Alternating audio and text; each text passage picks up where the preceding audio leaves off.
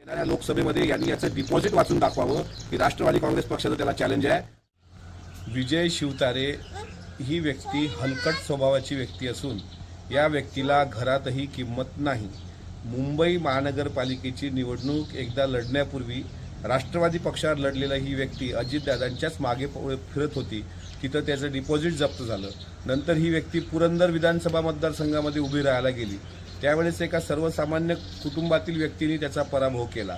आता ही व्यक्ती उर्मटपणाचा कळस करत अजितदादांवर बोलण्याचा केविलवाना प्रयत्न करून स्वतः अपक्ष राहण्याची मिजाज मारवते आहे।